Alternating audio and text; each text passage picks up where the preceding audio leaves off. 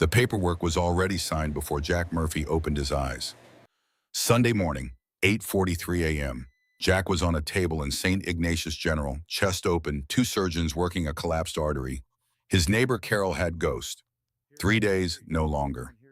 She dropped him at the shelter at 7:15, left her name, left a note, said he was a retired police K-9 and his owner was in surgery. The director sold him 4 hours later. Cash. No waiting period. The intake paperwork was backdated before lunch. The man who bought Ghost, $400 cash on a Sunday morning, was the man Jack had put in prison 10 years ago. The man who'd lost his business, his family, and 7 years of his life because of Jack's case. He hadn't found Ghost by accident. He'd been watching Jack for 2 years, waiting for one moment. Jack gave him that moment when his heart failed on a Sunday. Thank you for being here. Please subscribe and like this video. And before we continue, tell me, where are you watching from? Drop your city or country in the comments. I love knowing who's out there listening. Jack Murphy had spent 26 years as a detective with the Millbrook County Sheriff's Department. Narcotics, then homicide, then a joint federal task force that nobody talked about at department barbecues. He'd put away 217 people. He kept a handwritten list in a leather journal, second drawer of his desk. Not out of pride, out of memory, the way some men keep receipts. You needed to know what you'd done and what it had cost. He retired 4 years ago at 58. His wife Linda had been gone 3 years by then. Heart attack, quick. The kind Jack had always thought was merciful until it happened to her, and then it wasn't merciful at all. He moved into a smaller house on the edge of town, took up fishing, discovered he didn't like fishing, spent most mornings on the back porch with a coffee watching the tree line, and Ghost sat beside him like he'd been stationed there and hadn't received the order to stand down. Ghost was a white German shepherd, 11 years old, 71 pounds. He'd worked narcotics with Jack for the last 6 years of the job. Before that, patrol work in Jefferson County, impeccable record, 0 complaints, decorated twice. When Jack retired, he applied to take Ghost with him. The paperwork took 4 months. Jack had driven to the county office 3 times in person. He'd sat in plastic chairs in waiting rooms and filled out forms in triplicate and answered the same questions about his living situation, his yard, his income. He had a yard, he had a fence. He had 26 years of knowing how to take care of something. Ghost retired the same week Jack did. People in town knew Ghost before they knew Jack. He walked beside him at the farmer's market on Saturdays, steady-paced, unhurried. He lay under the table at the diner on Route 9 while Jack had his eggs. The waitress, Donna, always brought a water bowl, set it down without being asked, had done it for 3 years. Ghost didn't need explaining, he just was. And Jack Murphy, for the first time in 26 years of a job that asked everything of you all the time, had something in his life that asked nothing. Something that was simply there every single morning, beside him when he woke up. That was the whole of it. That was enough. Then his chest caved in on a Sunday. The paramedics reached him at 6:40 a.m. He'd called himself, managed to dial before the second wave hit. They found him on the kitchen floor, Ghost standing over him, not barking, not pacing, just positioned between Jack's chest and the door, completely still, like he was guarding something that couldn't be moved. Carol Hendricks was 64, retired school teacher, lived next door. She'd come when she heard the ambulance. She took Ghost's leash without being asked.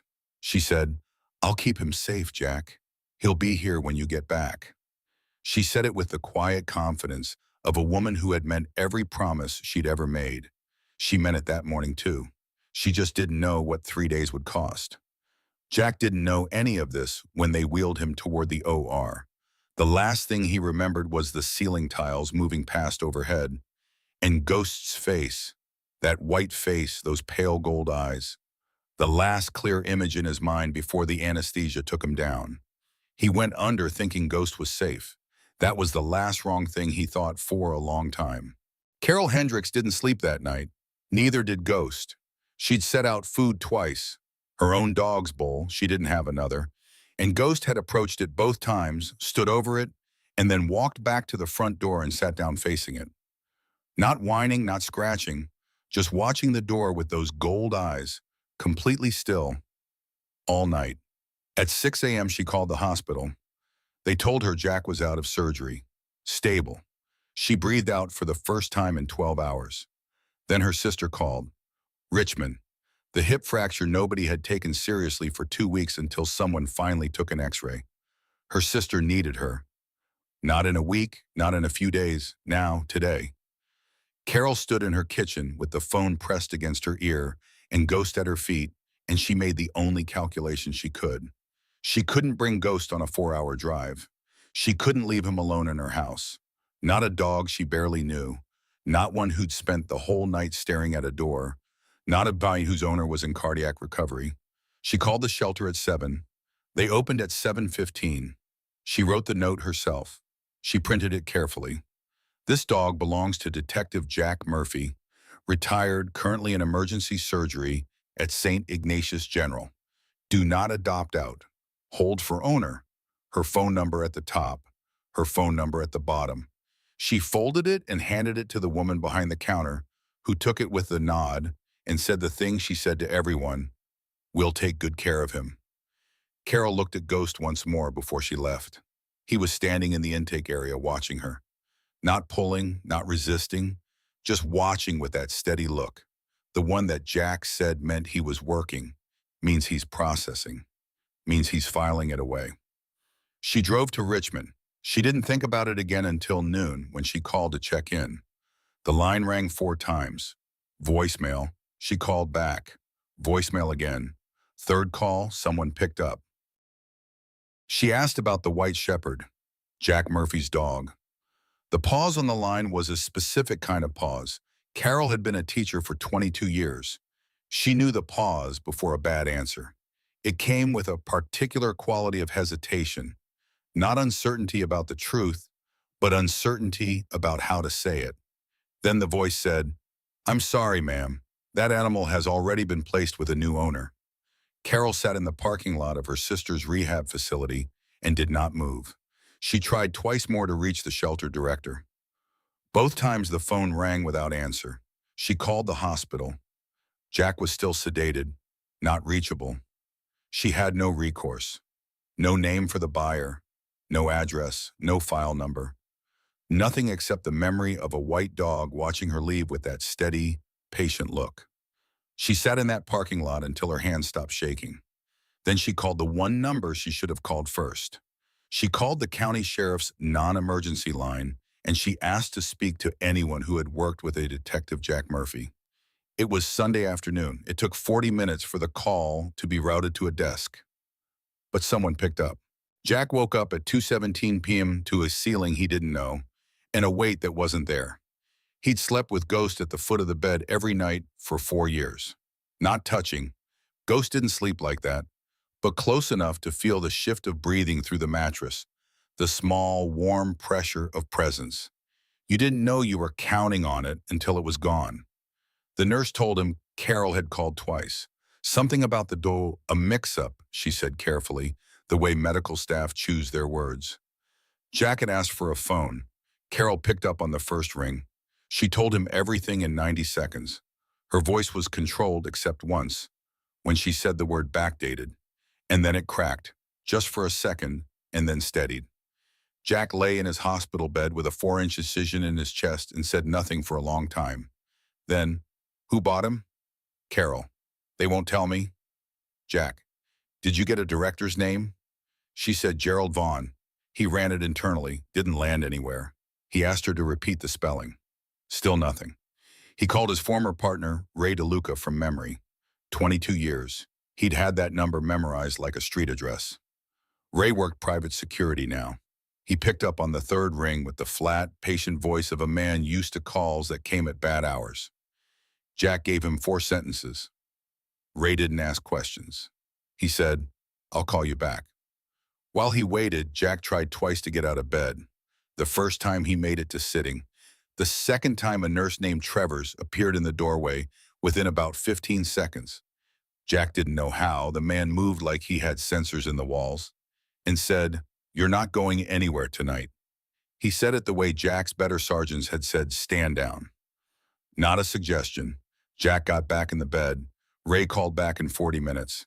He had a name on the transaction, not from the shelter officially, pulled through a county procurement contact. Cash sale. $400. The buyer had signed a single name, Martin Cole. Jack heard it and felt something he couldn't immediately identify. Not recognition, not quite. More like the feeling of standing in a dark hallway and knowing there's someone at the end of it even though you can't see them yet. He said, say that again. Ray said it again. Jack said, pull the 2014 conviction files. Joint Federal Task Force, Millbrook County, Operation Drywall. Look for a Martin Cole, mid-40s, construction, background. Tax fraud, wire fraud, obstruction. Ray went quiet for a few seconds. Then, you're saying this isn't random. Jack said, look it up. The conviction came back 20 minutes later. Martin Cole, 47 years old. Released from federal custody 14 months ago, served 7 of an 11-year sentence. His construction company had folded during the trial proceedings. His wife filed for divorce the year after sentencing.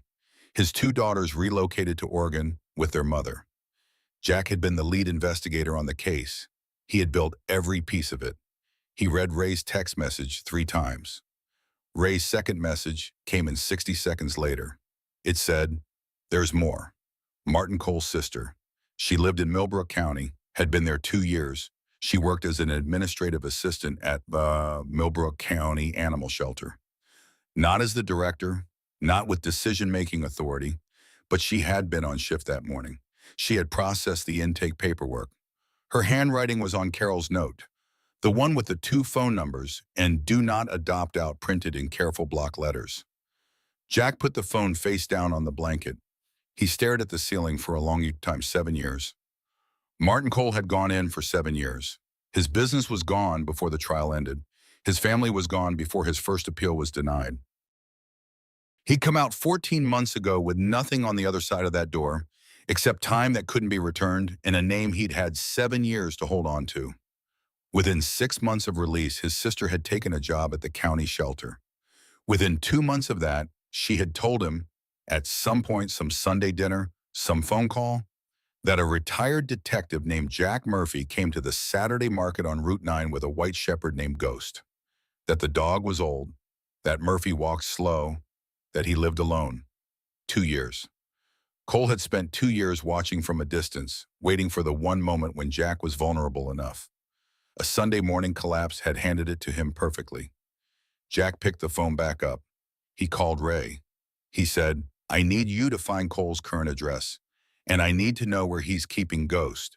Tonight, before you call the department. Ray said, you're in a hospital bed. Jack said, I know where I am. Ray said, Jack. Jack said, I'm not going anywhere, Ray. I need the address. That's all I'm asking. Ray was quiet for a moment. Then, 2 hours, maybe less. Jack said, call me the second you have it. He set the phone down. He swung his legs to the floor. The incision hit him like a hand pressed flat against his sternum from the inside. Not sharp, more like a wall of pressure, the kind of pain that doesn't ask permission. He stopped. His feet were on the floor. The IV pulled taut against his arm. Trevor's appeared in the doorway. He had that quality of arriving exactly when he shouldn't have to. He said, Mr. Murphy? Jack said, I'm sitting. I'm just sitting. Trevor said, you're sitting with your feet on the floor and your IV at a 45-degree angle and your face the color of old drywall. Jack said, I need to know where they're keeping him. Trevor said, I know. Get back in the bed and I'll bring you a charger. Jack said, you'll bring me a charger. Trevor said, that's what I said. He held the doorway, waited. Jack got back in the bed. The pressure in his chest eased by degrees. He picked up the phone. Ray called back at 7:44. He had an address, a rental house on the east side of Millbrook, 12 minutes from the hospital. Jack read it, looked at the IV in his arm, looked at the cardiac monitor, thought about 12 minutes. He pressed the call button. Trevor's appeared.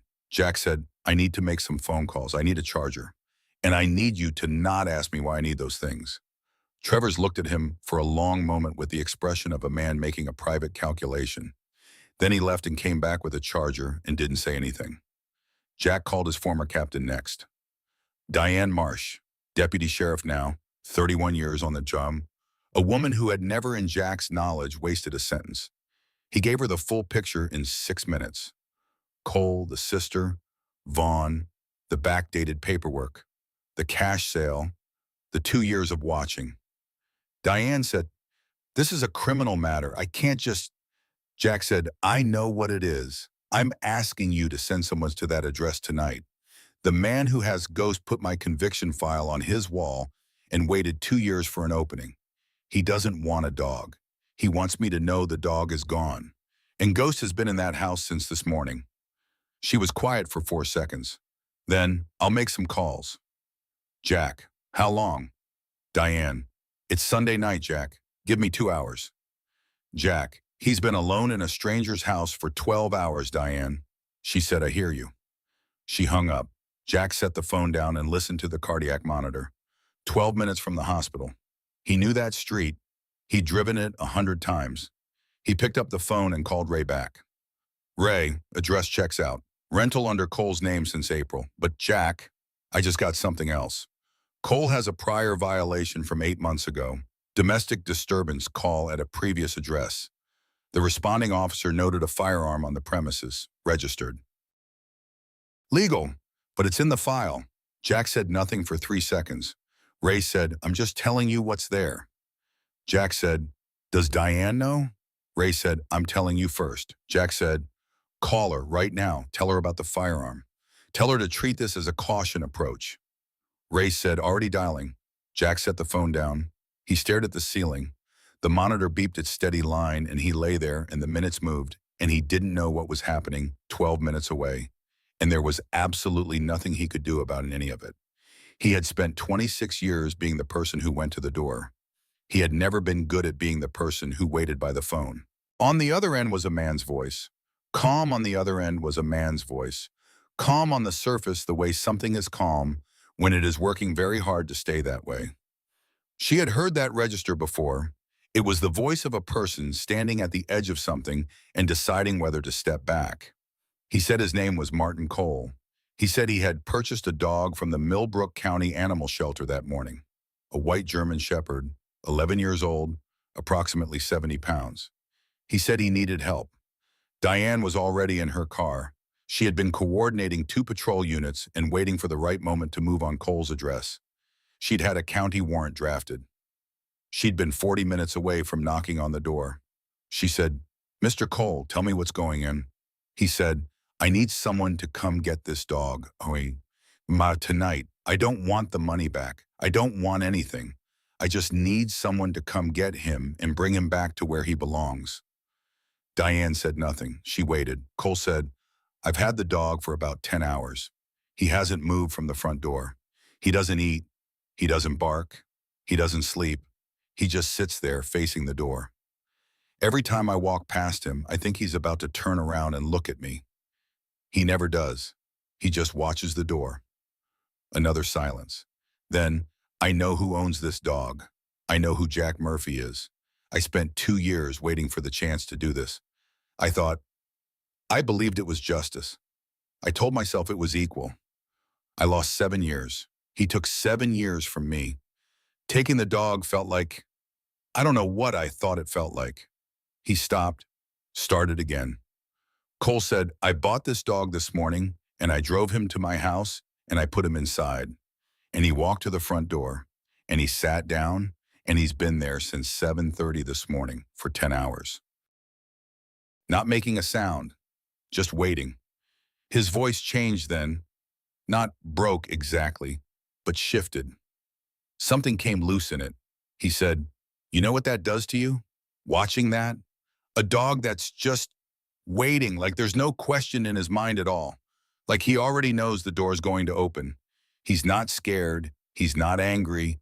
He's not confused. He knows someone is coming." Diane drove. She didn't say anything. Cole said, "I thought I wanted this. I sat in a cell for 7 years, And I thought about Jack Murphy, and I thought about everything he took from me, and I built this whole picture in my head of what it would feel like to take something back, to make him understand what loss felt like. I planned it for 2 years. I watched him. I had my sister in place. I waited for the moment. He said, but I'm sitting here in my kitchen looking at a ball who has been waiting at my front door for 10 hours, and I'm realizing that what I'm actually doing is I'm taking an old dog away from the only person he's ever waited for, and I'm going to let him sit at that door until he stops waiting. A pause. He said, that's not justice. I don't know what it is, but it's not that. Diane pulled onto the street she needed. She could see the rental house from half a block away. One light on in the front window, the rest dark. She said, Mr. Cole, I'm going to pull up outside your house in about 90 seconds. I want you to come to the door. I want this to be a conversation, not a confrontation. Can you do that? He said, yes. She said, are you alone? He said, yes. She said, is the dog all right? He said, he's at the door. He's been there since 7:30. He's fine. He's waiting. She parked. She got out. She took the leash from the back seat. She'd put it there 2 hours ago because she was the kind of officer who thought 2 hours ahead. And she walked up the front path. Cole opened the door before she knocked. He was a big man, mid-40s, wearing the kind of face that had once carried something confident and hadn't carried it in a while. He looked like someone who had put down a heavy thing and wasn't sure his arms remembered how to hang without the weight. He stepped back from the door. Ghost was at the entrance to the front hall, sitting, head up, white coat, pale gold eyes, completely still. He looked the same way Jack had described him once, years ago, in a deposition that Diane had read when reviewing a narcotics case. Focused, patient, no wasted motion. Ghost did not bark at her. He looked at her for a moment, then looked at the door she had just come through. Diane crouched down. She put her hand out. Ghost looked at her hand. He looked at the door. She said quietly, he sent me. Ghost stood up. He walked to her hand. He didn't rush. He put his nose to her palm, then sat back down at her feet. She snapped the leash to his collar. He didn't flinch. She stood and looked at Martin Cole. She said, you're going to need to come in tonight. Voluntary is better than a warrant in the morning. He said, I know. She said, I need everything. Vaughn, your sister, who knew what, when? Cole said, my sister didn't know about the backdating. Vaughn did that on his own. She told me about the dog, about Murphy. She'd been telling me things about the shelter for months, things she thought were just information. She didn't know what I was going to do with it. Diane said, and Vaughn? Cole said, I brought him in late, told him what I wanted and why. He said he could make it happen for a consideration. 400 to me, 200 to him. He backdated the paperwork to cut off a waiting period challenge. She nodded. She was already organizing the sequence in her mind. Vaughn first, because his was the institutional violation, the one that would pull the whole thread. Cole second, because he'd made the call and made the statement, and his cooperation would matter. She looked at Ghost one more time. He was standing at the end of the leash with the patience of a bond who had been in much worse situations and had come through all of them by simply continuing to be exactly what he was. Diane said, I need to make a call. She stepped outside. She dialed Jack's room. He picked up before the first ring had finished. She said, I have him. Silence. 3 seconds. 4. She said, he's fine, Jack. He's been sitting at the door all day. All day, he's fine. I'm looking at him right now. She heard something on the other end of the line. Not a word, not a sentence, just a sound that came from somewhere deep and involuntary. The sound of a man whose body had been carrying something tightly compressed for 12 hours and had just been told it was allowed to stop. She said, I'm bringing him to you. Can you arrange a visitor? Jack said, I'll handle it. She said, 20 minutes. She ended the call. She walked back inside and told Martin Cole to get his jacket. She called her second unit and gave the address for Vaughn's residence and told them to wait until she confirmed timing. She took a photograph of the intake form that Cole had kept, the one with his signature and the date, and sent it to the county prosecutor's office number she had saved in her phone from 6 months of working the adjacent cases. Then she walked Ghost to the cruiser. He jumped in without being asked, no hesitation. He turned around once, sat down, and faced forward. He didn't look back at the house. Diane drove. Ghost sat in the back seat and didn't make a sound for the full 20 minutes. She watched him once in the rearview mirror, sitting with that perfect stillness, facing forward, like a soldier being transported back from somewhere difficult. Not anxious, not restless, just present and patient, and moving in the direction he needed to go. She had been a cop for 31 years. She had seen a lot of things. She would not tell anyone that she talked to the dog twice during that drive. She would say that for the record, she maintained professional silence throughout the transportation. She badged through St. Ignatius General's main entrance at 9:52 p.m. The night administrator looked at the dog, looked at Diane's badge, looked at the dog again, then looked at a spot on the wall just past her shoulder and decided not to have an opinion about it. Travers met them in the hallway outside cardiac recovery. He looked at Ghost. He looked at Diane. He looked at Ghost again with the expression of a man who had just had a very long shift and was choosing to have a short memory about the next 10 minutes. He said, "Rooms at the end of the hall. I'm going to go check on the patient in 14. He walked the other direction without waiting for a response. Ghost walked beside Diane with that steady, even pace.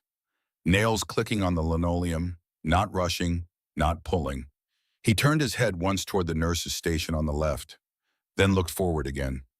The door to Jack's room was open an inch. Ghost stopped outside it. He stood completely still for 2, 3 seconds, head slightly forward, listening maybe, or smelling, or just taking a moment. Then he pushed the door open with his nose and walked in. Jack Murphy was sitting up in his hospital bed. The cardiac monitor was running at steady line. The lamp was on low, the kind of light that didn't ask anything of anybody. He looked 58 years old and post-surgical, and like a man who had been awake for 12 hours doing the hardest kind of waiting. The kind where the outcome isn't in your hands and you can't do a single useful thing except endure it. Ghost crossed the room in 5 steps. He put his head on the edge of the bed, right beside Jack's arm. He didn't jump up, didn't bark, didn't do anything dramatic.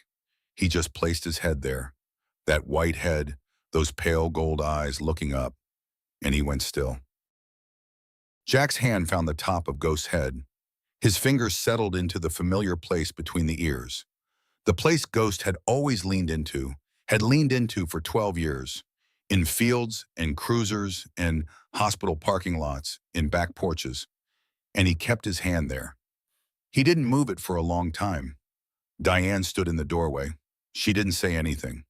There are things that don't need a witness, and there are things that do, and she understood without having to think about it which kind this was. After a while, Jack looked up. His eyes were dry. His jaw was working. He said, "How long was he at the door?" She said, "Cole said since he arrived, about 10 hours. Jack looked back down at Ghost. He said, "He always waits." He said it quietly, to the room, to the air. Not performing it, not explaining it. Just saying it out loud the way you say a thing when you've known it for a long time and suddenly need to hear it in your own voice to confirm it's still true. Ghost did not move.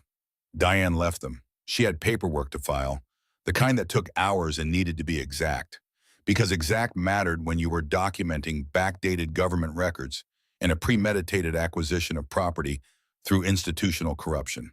She had Martin Cole to process. She had Gerald Vaughn to wake up at 10 on a Sunday night and inform that his career was finished. She had Cole's sister to contact carefully because there was a distinction that mattered between a woman who had casually shared information with her brother and a woman who had knowingly participated in a scheme. She had Carol Hendricks to call. The woman was still in Richmond, still carrying the weight of something she hadn't been able to stop. Diane had all of that waiting for her. She did all of it. She did. But she stood in the hallway for just a moment longer, looking through the gap in the door at the dim room and the two of them in it. The man with his hand on the dog's head, the dog with his head on the edge of the bed, both of them completely still. And she did not say anything and did not need to. Martin Cole was processed that night. His statement was voluntary, comprehensive, signed at 11:40 p.m. Gerald Vaughn retained counsel and declined to speak for 48 hours, and then when presented with his own signature on three separately time-stamped documents in Cole's detailed account, he changed that decision entirely. He was placed on administrative leave within the week. Charges were filed the following month. 2 counts related to the falsification of county records, 1 count of unlawful disposal of impounded property, and 1 count of accepting an unauthorized consideration in connection with official duties. The backdated paperwork that had felt so clean on a Sunday morning unraveled quickly.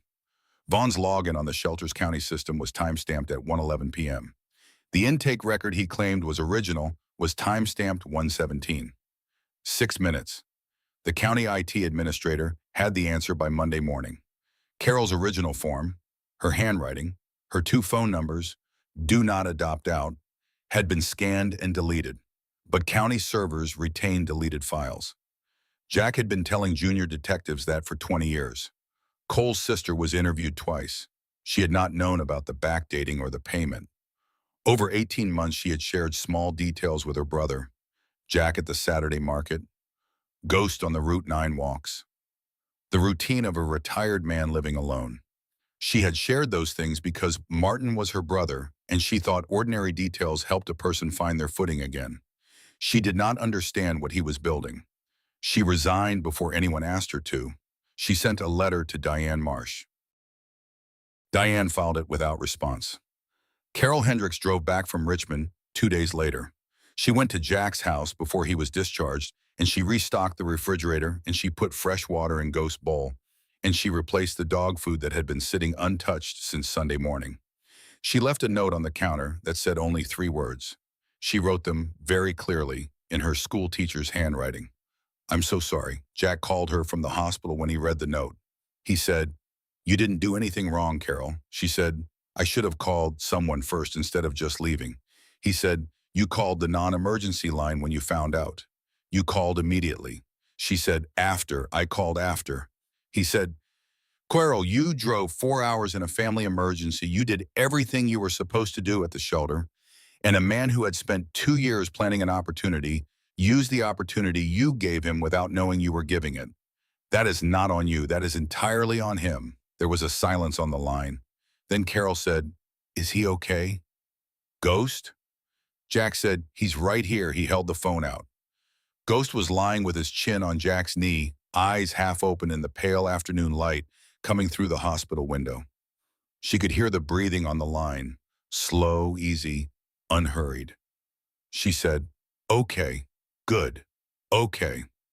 Jack said, "Carol, he's fine." She said, I know he is now." Jack got home on a Wednesday afternoon. He walked in on his own, slow, careful, chest still tender beneath his shirt. Ghost came from the kitchen and fell into step beside him without being called, the two of them moving together toward the back porch the way they had every morning for 4 years. The tree line was the same. The coffee was there. Ghost sat beside him, shoulder against Jack's shin, and did not move. And Jack Murphy put his hand on his dog's back and looked at the tree line and breathed. 3 weeks later, Jack walked to the farmer's market. Slow pace. Doctor's orders. He wore a brown canvas jacket he hadn't touched in 2 winters. Ghost walked beside him, a half step ahead, the way he always had, not pulling, just slightly forward, the way a dog moves when it has somewhere to go and has no doubt you're coming with it. Donna saw them from across the square before they reached the table. She went inside without a word and had the water bowl on the floor by the time they arrived. Ghost drank. Jack sat. Donna brought eggs and coffee. She stood for a moment and looking at Ghost, white head just below the tabletop, eyes half closed in the pale October sun. She said, "Heard what happened?" Jack said, "Word gets around." She said, "You doing okay?" He said, "Getting there." She said, "Ghost looks good." Jack looked down at him. Ghost looked like a boy who had been doing exactly this for years and expected to continue doing it for years more. Jack said, "He looks the same." Donna said, "That's a good thing." She went inside. Jack put his hand on the back of Ghost's neck. The familiar warmth, the steady breath, the small, lean, barely perceptible, Just enough. Into his palm. Ghost turned his head and looked up at him. Just once. Those pale gold eyes, steady, unhurried. Jack looked back. Ghost looked forward again. Nobody said anything. Nobody needed to. He hadn't needed saving. He'd needed returning. That was the whole of it, and that was enough.